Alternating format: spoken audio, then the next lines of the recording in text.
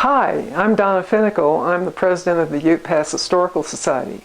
Today we're going to show a little history about lettuce and potato farming in Divide. The presenter is Steve Plute, who's a longtime member of the community as well as a local historian and researcher. At 9,000 feet of elevation, you had to be a pretty experienced and a pretty darn good farmer in order to be prosperous here in the Divide area. Some of the crops that were grown successfully here were hay, oats, barley, sweet clover, rye, potatoes, cabbage, and lettuce. The mountain farmer had to not only know what to plant, but when to plant it and how to rotate these crops. But when the prices were low, it paid off for them to augment their income with poultry and a few range cows to better survive the winter. This permitted the high-altitude farmer to carry on with financial success.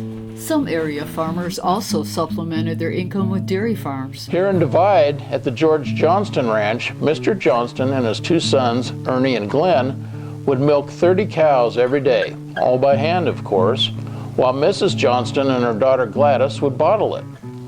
Then, on their way to school each day, Glenn and Ernie made milk deliveries to Woodland Park and Green Mountain Falls.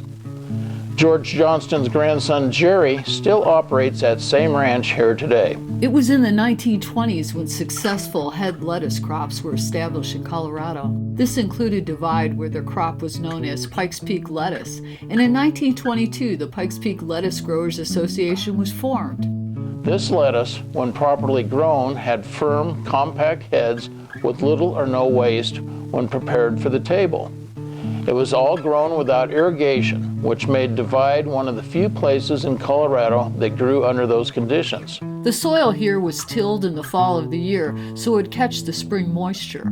The average planting date in 1922 was May 20th. Harvesting was best done in the early morning when the heads were cool and crisp. Using a regular butcher knife, they would cut just below the head in such a way that the leaves were left intact. They would put the cut heads into a field crate right away and then taken to the packing shed where it was trimmed, graded, and packed into shipping crates with crushed ice and at once loaded into refrigerated railroad cars.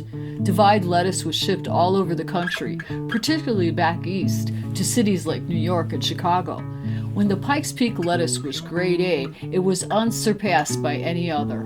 You can also see that ice production was an important part of the lettuce farming here. Fortunately, one of the other industries in Divide was harvesting ice that was kept in the local ice house.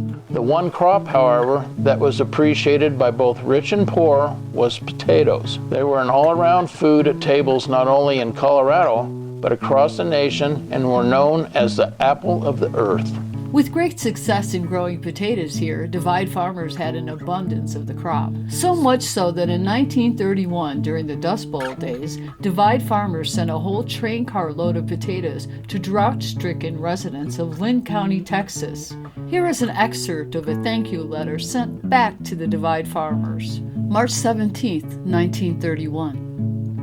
I hasten to thank you and the tender-hearted people who have so generously furnished this car of potatoes.